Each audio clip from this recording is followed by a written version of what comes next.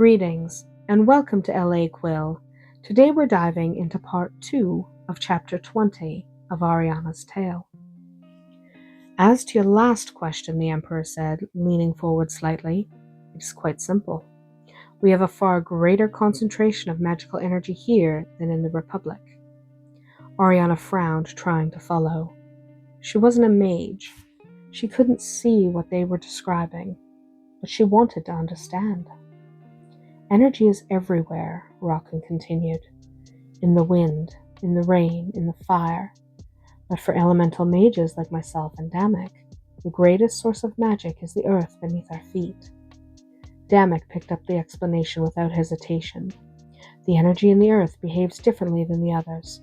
It gathers. It pools. He reached for a goblet of water and dipped his finger into it. Arianna watched closely. Magic behaves a lot like water, he said, placing a single drop on the table. On its own, it does nothing. He added a second drop nearby, and she watched as the two merged into one. But when enough of it gathers, he traced a line with his finger, connecting the droplets. It begins to flow. Arianna leaned closer, eyes wide, watching the tiny stream move along the path he had drawn. These flows, Damuk continued, are what we call energy lays. They move beneath the ground, gathering strength.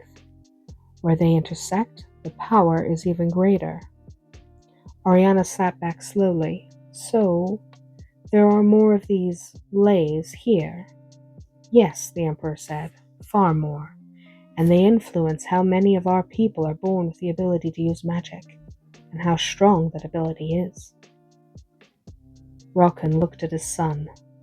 That was a clever explanation. I would never have thought of it. Damuk gave a small shrug. I've had time to think about how to explain it. Clearly, Rockin said dryly. Then he turned back to Arianna. Now, to your first question.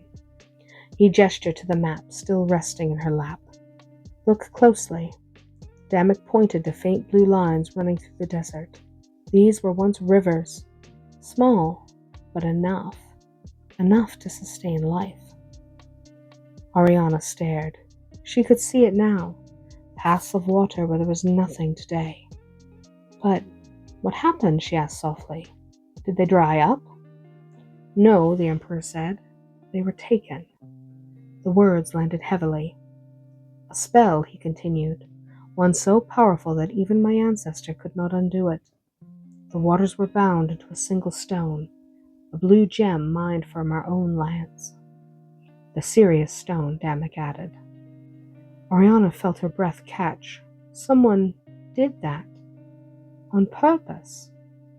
The King of the Republic, Rockin said. In retaliation. Retaliation for what? For stopping all trade. Silence fell between them.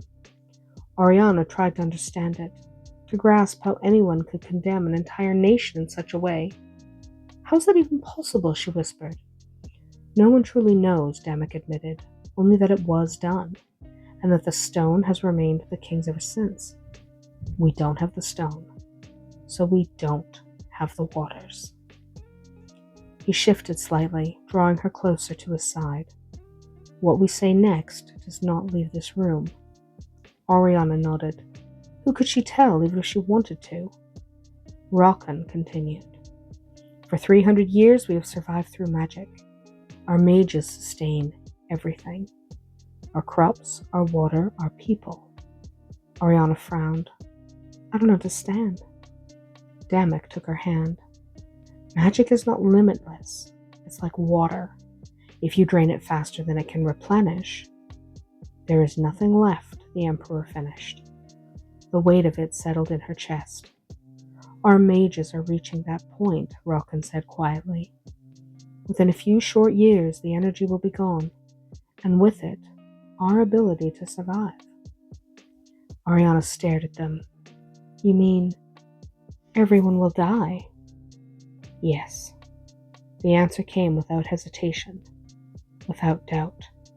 She leaned into Damuk, her thoughts spiraling. She didn't like this place. She didn't agree with it. But that didn't mean she wanted it destroyed. people lived here.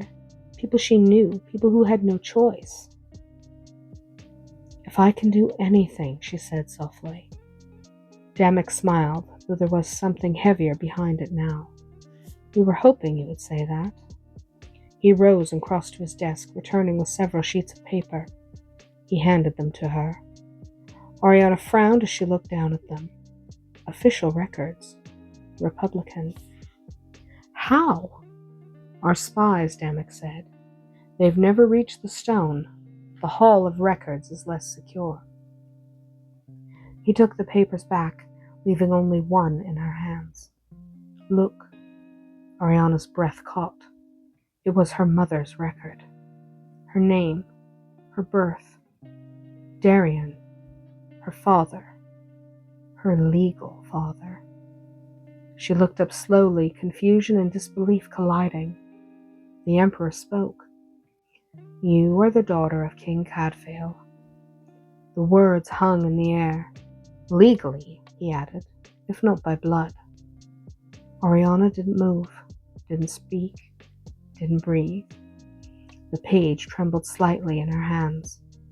Damuk gently took it from her, then he pulled her to her feet.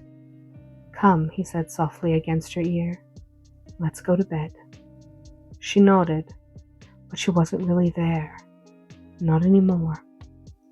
Damuk cast a brief glance toward his father, apology in his expression, before guiding her from the room. And the Emperor was left alone. The truth finally spoken. And that's our tale from L.A. Quill today. If you enjoyed this chapter, let me know your favorite moment in the comments. Until next time, may your stories always be magical.